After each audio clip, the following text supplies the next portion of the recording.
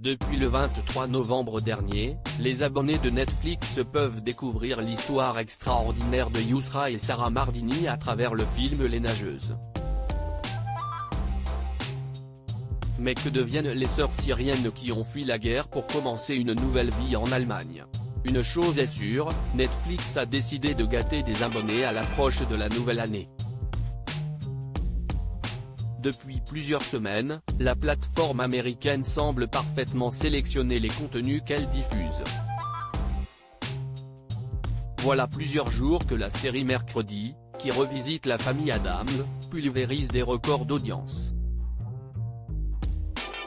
Il faut dire que Tim Burton, son réalisateur, n'a pas manqué d'ingéniosité pour que le rendu soit des plus originaux possibles. Le 23 novembre dernier, Netflix diffusait un nouveau film particulièrement bouleversant, Les Nageuses.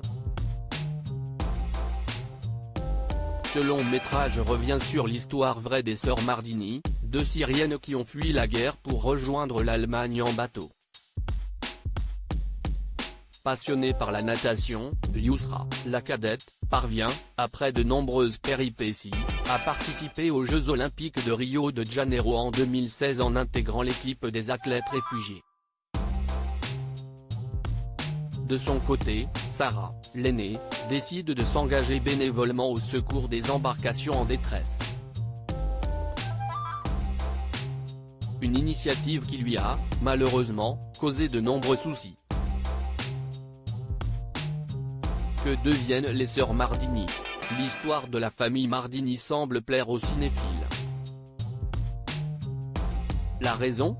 Depuis plusieurs jours, Les Nageuses figurent en première position des films les plus regardés sur Netflix. De quoi ravir Yousra et Sarah Mardini, qui partagent les ovations du public sur les réseaux sociaux. Il faut dire que ces dernières ont fait du chemin depuis qu'elles ont reçu l'asile politique en Allemagne. Aux Jeux Olympiques de Rio, Yousra Mardini parvient à remporter la série des 100 mètres papillons, mais son temps est insuffisant pour qu'elle atteigne les demi-finales. Aujourd'hui âgée de 24 ans, la jeune femme ne perd pas l'espoir qu'un jour, elle pourra enfin remporter une médaille aux Jeux. Après une défaite aux Jeux de Tokyo, elle vise désormais ceux de Paris en 2024.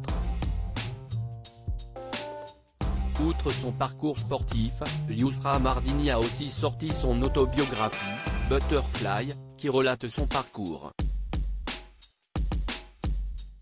Sarah Mardini et ses ennuis avec les autorités grecques. De son côté, Sarah Mardini a rejoint la Grèce pour être bénévole au sein d'une association qui vient en aide aux réfugiés. En 2017, elle est nommée ambassadrice de bonne volonté par le Haut-Commissariat des Nations Unies pour les réfugiés et devient ainsi la plus jeune ambassadrice à l'ONU. L'année suivante, Sarah Mardini est en plein sauvetage sur l'île de Lesbos, en mer Égée, quand elle est arrêtée et emprisonnée par la police grecque. La raison? Elle est accusée d'espionnage, de trafic d'êtres humains, de violation de secrets d'État, de recel et d'appartenance à une organisation criminelle. Libérée sous caution depuis son arrestation, Sarah Mardini encourt jusqu'à 25 ans de prison dans cette affaire. Pour l'heure, son jugement est en attente, selon Libération.